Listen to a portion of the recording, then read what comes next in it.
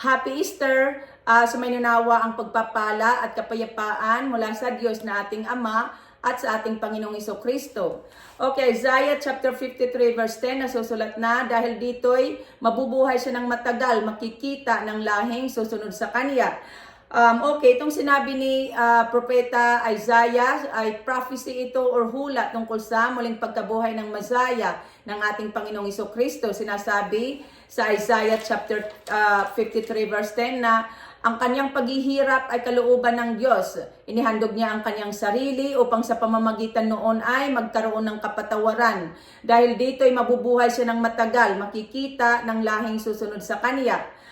So dahil sa pagsunod ng Panginoong Hesus sa kalooban ng Diyos, siya ay muling binuhay ng Diyos.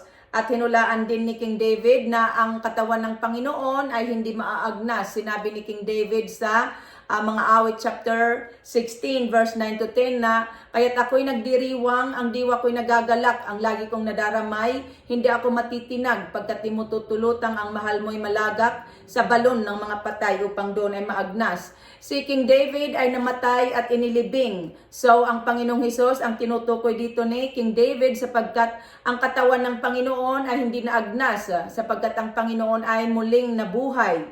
Sa New Testament, sinabi ng Panginoong Hesus na ang anak ng tao, ang Panginoong Hesus ay ipagkakanulo at papatayin. Ngunit muling mabubuhay sa ikatlong araw, Matthew chapter 17 verse 23. At sa Matthew chapter 26 verse 5 to 6, sinabi ng anghel sa mga babaeng pumunta sa libingan ng Panginoon na, huwag kayong matakot. Alam kong hinahanap ninyo si Jesus na ipinako sa cross. Wala na siya rito sapagkat siya ay muling nabuhay tulad ng kanyang sinabi. So, nagsiselebrate tayo ng Easter sapagkat ito'y pag-alaala natin sa muling pagkabuhay ng ating Panginoong Hesus. So, ang pagdurusa ng Panginoon sa cross ay hindi nawalan ng kabuluhan. Alang-alang sa Panginoon, tayo'y patatawarin ng Diyos ayon sa kasulatan. Ang Panginoong Hesus ang nagdurusang lingkod or the suffering servant ayon sa Isaiah chapter 53. Ang Panginoon ay hindi lamang Messiah or tagapagligtas. Ang Panginoon din ang nagdurusang lingkod ng Diyos. Ngunit dahil sa pagdurusa ng Panginoon, kusa niyang ibinigay ang kanyang sarili at nilasap ang kaparusahan ng marami, siya ay pinarangalan ng Diyos.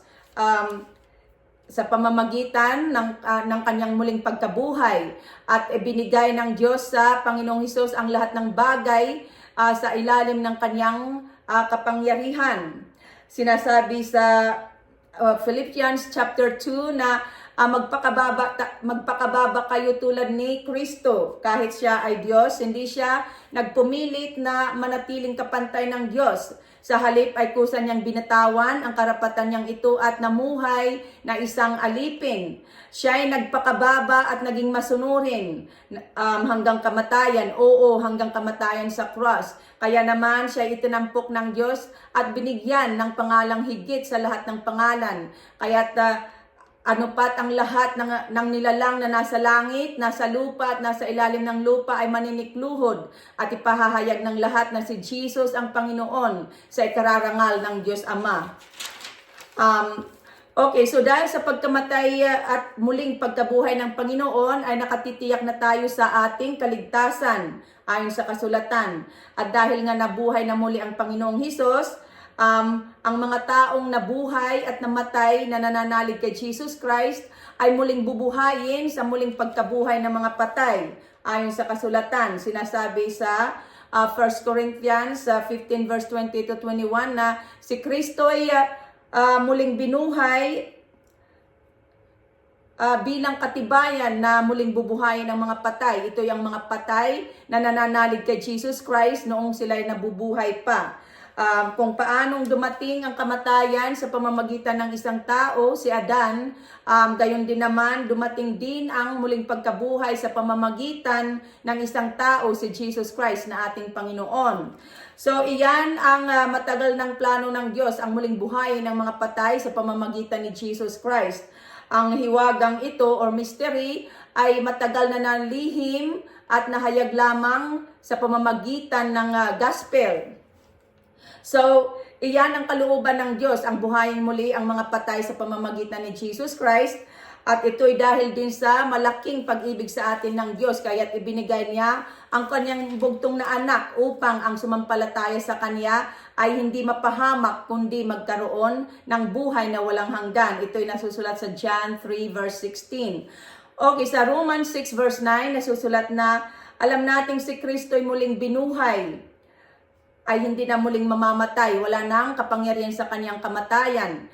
So dahil nga muling nabuhay ang Panginoon, nadaig niya ang kamatayan. Ang kamatayan ang ating tunay na kaaway.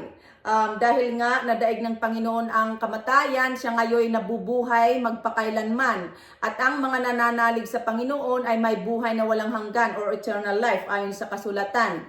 Ang muling pagkabuhay ng Panginoon, ito ang pinakamahalagang ipinangangaral nila sa atin sa Biblia.